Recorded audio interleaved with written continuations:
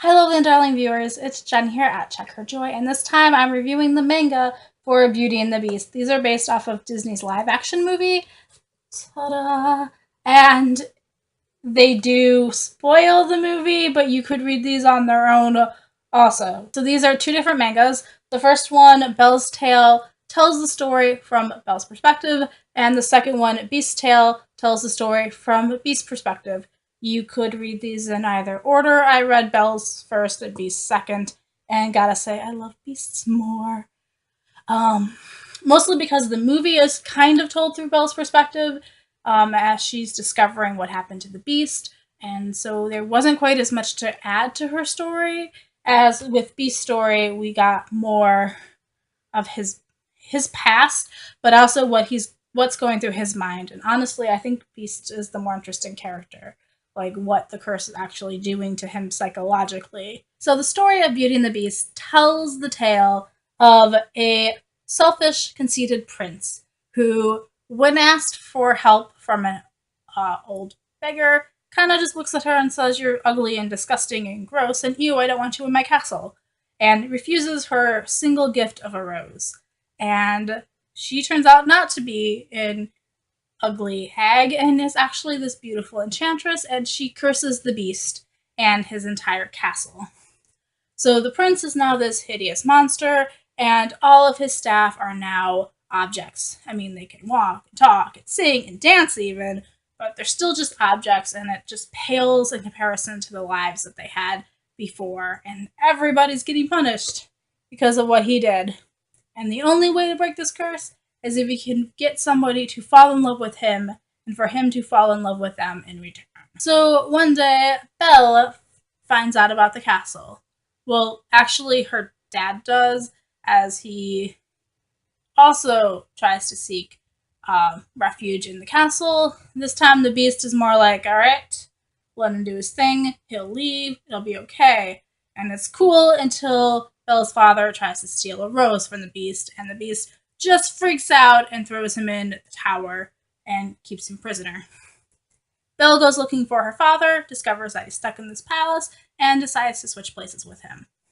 Hence, setting up the scenario where Belle and Beast are now stuck in this castle together and try to get to know each other and hopefully break this curse. Ta-da! Synopsis of Beauty and the Beast. Honestly, this is my favorite movie, so I was really excited for this manga, and they did not disappoint. Total bookworm here, so I was really excited for Belle, who's a total bookworm in her appreciation of books, and Beast also loving books in these. So where was I going with that? There's lots of book references in here, basically, which I love. So Belle's tale, we get to see everything unfold through Belle's perspective, from how she doesn't fit in this village, which I love, to her discovering this enchanted castle where everything comes alive, learning more about the beast, and getting one really kick-ass library. I gotta admit, so want this library. So in these manga, we do get glimpses of like what they're thinking in here. Most of Belle's, I think, are kind of obvious. Like if you're watching the movie and seeing her expressions, like you kind of know what's going through her head and what she's feeling, because that's the way the movie's set up. And that's also a bit strange to skip over the parts of the movie that don't have Belle in them. So all of like Gaston scenes, unless he's interacting with Belle, not happening. Stuff that's going on with the other members of the castle, not seeing it.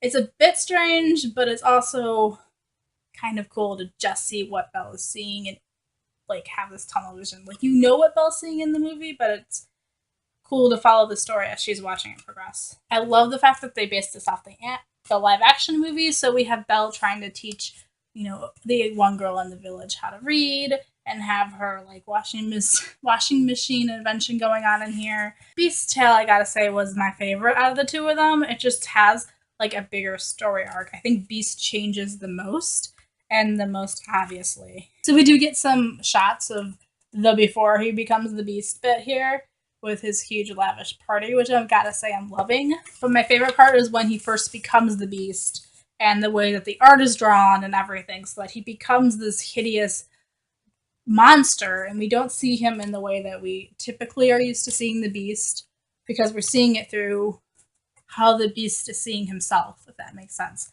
Beast only sees himself as being something hideously ugly and grosser than what he actually is, and so he's depicted as that way in these manga, which I love. Some serious stalkerness going on here. And I love seeing what's going through Beast's mind as things are happening, like him watching Maurice show up at the castle, and what Maurice, like how the Beast is stalking him, and what he's actually seeing, and what he's actually thinking and processing about that, which is not something we get in the movie. Like, we don't even know that Beast saw anything up until the point that Maurice steals the rose in the movie, whereas here we totally see him at every step of the way. Monstrous Beast. So this one's a bit darker and scarier, although these are still like children's mangas. I'm sorry, they're all ages. My library classified these as juvenile mangas, though. I love Belle and Beast as characters. Like, they're both um, strong characters. I love this one where Cogsworth and Lumiere are talking, and Cogsworth is like, "Do you think she can handle him?" And Lumiere is like, "I'm beginning to wonder if he can handle her." And I just love the two of them together. Like, they both have somewhat of a temper. I love this manga. They're friends. I love it. That moment where he's like, "I've never had a friend before." Oh, so I adore these, honestly. These are so cute, and I'm so glad that I came across these and found them. And you guys should totally check them out if you love Beauty and the Beast, like I totally do, is my recommendation. So the official rating on the back of this manga is that it's for all ages, and the warning that it includes some moderate violence. There's nothing in here that is darker or more violent than the movies have. So, ta-da! It's also something that can be enjoyed by an adult like me, but also still can be enjoyed by a child. So anybody could read these.